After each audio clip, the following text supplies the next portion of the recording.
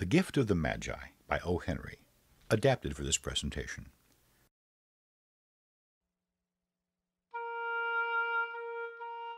$16 and some change.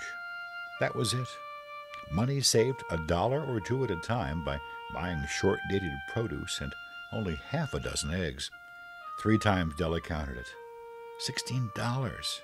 And the next day was Christmas. She sat on the shabby couch in their small furnished efficiency flat and cried. And there wasn't much to look at in that small efficiency to cheer her up. Even the small electric door buzzer was so old that no mortal finger could coax a ring out of it. And above that buzzer was the name Mr. James Dillingham Young. The Dillingham seemed appropriate during a former period of prosperity when its possessor was being paid a reasonable salary. Now, with downsizing and reduced hours and even more reduced wages, they were seriously thinking of contracting into a modest and unassuming letter D. But whenever Mr. James Dillingham Young came home and reached this flat, he was called Jim, and he was greatly hugged by Mrs. James Dillingham Young, already introduced to you as Della.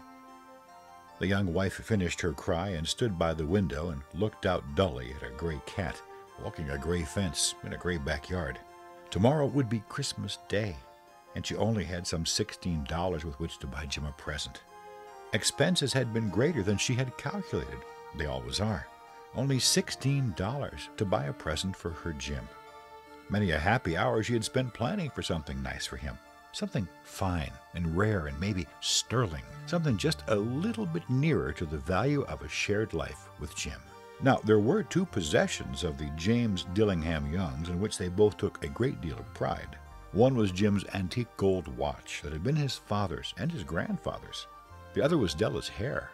Had the Queen of Sheba lived in the flat across the air shaft, Della would have let her hair hang out the window someday, and it would outshine Her Majesty's jewels and gifts. Had King Solomon been the janitor with all his treasures piled up in the basement, Jim would have pulled out that watch every time he passed just to watch him stare in envy. So now, Della's beautiful hair fell about her, rippling and shining like a cascade of brown waters. It reached below her knee, and it made itself almost a garment for her.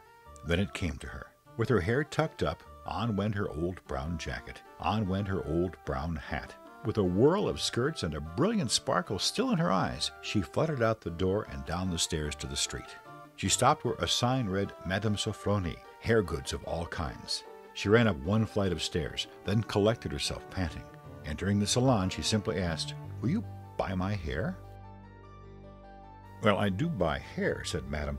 "Take off your hat and let's take a look at it." Down rippled the brown cascade. Lifting the mass with a practiced hand, Madame said, $200. Della said, "Okay, give it to me, but make it quick."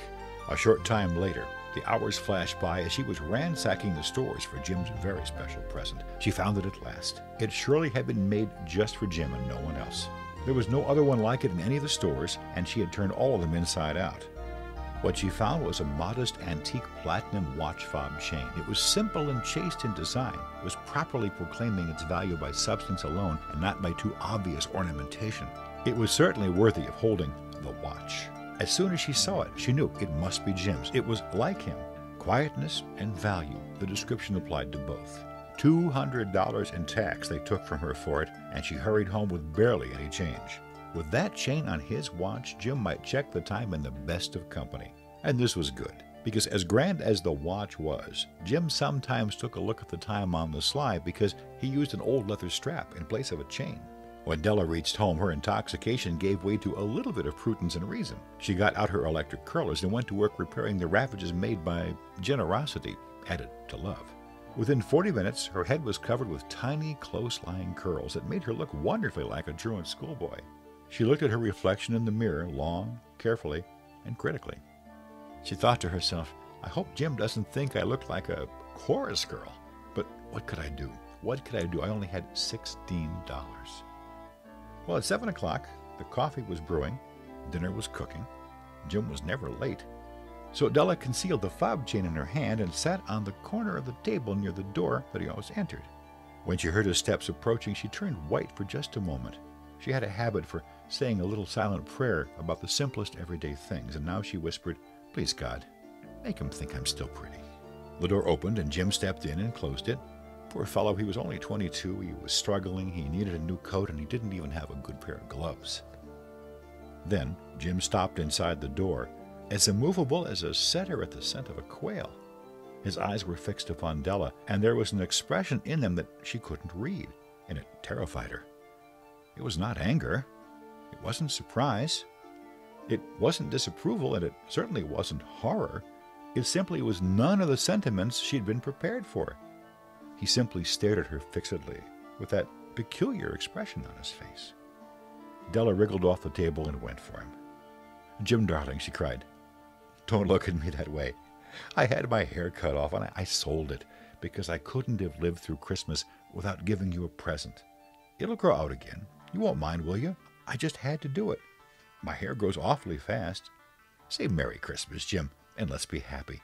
Besides, you don't know what a beautiful nice gift I've gotten for you." As if the fact was still registering in his brain, Jim simply said, "You cut off your hair?" "Cut it off and sold it," said Della. "Don't you like me just as well anyhow? I'm still me without my hair, right?" Jim just looked around the room curiously. "You say your hair is gone?" with an air almost of idiocy. "You needn't look for it," said Della. "It's sold, I tell you. It's sold. It's gone. It's Christmas Eve, darling. Be good to me, for it went for you. Maybe the hairs of my head were numbered." She went on with a sudden serious sweetness. "But nobody could ever count my love for you. So let's have dinner, okay?" Out of his trance, Jim seemed quickly to wake. He unfolded his Della. Jim drew a package from his overcoat pocket and placed it upon the table. He said, "Della, don't be mistaken about me. I don't think there's anything in the way of a haircut or a shave or a shampoo that could make me like my girl any less. But if you'll unwrap the package, you may see why you had me going there for a while." Her fingers tore at the ribbon and paper, and then an ecstatic scream of joy, and then, alas, a quick change to hysterical tears and wails. For there lay the combs, the set of combs, side and back, that Della had worshipped long in a Broadway window. Beautiful combs, pure tortoise shell, with jeweled rims, just the shade to wear in the beautiful but vanished hair.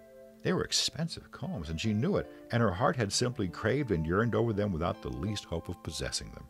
And now they were hers, but the tresses that would have adorned the coveted adornments were gone. But still she hugged them to her bosom, and at length she was able to look up with dim eyes and smile and say, "My hair does grow so fast, Jim." And then Della leapt up and produced her treasure. She held it out to him eagerly upon her open palm. The dull, precious metal seemed to flash with a reflection of her bright and ardent spirit. "Isn't it great, Jim? I hunted all over town to find it. You'll have to look at the time 100 times a day from now on. Give me your watch. I want to see how it looks on it." Instead of obeying, Jim tumbled down on the couch and put his hands under the back of his head and smiled. "Dell," he said, "let's put our Christmas presents away and keep them for a while. They're too nice to use just at present. You see, I sold the watch to get the money to buy your combs. And now suppose we just sit and have a nice dinner on this fine Christmas Eve." The Magi, as you know, were wise men who brought gifts to the babe in the manger. They invented the art of giving Christmas presents. Being wise, their gifts were no doubt wise ones, and great ones at that. And here I've lamely related to you the uneventful chronicle of an unknown couple in a small apartment somewhere who most unwisely sacrificed for each other their greatest treasures. But, in a last word to the wise of these days, let it be said that of all who give gifts, these two were the wisest. Of all who give and receive gifts such as these two, they are the wisest. Everywhere, they are the wisest. They are the Magi.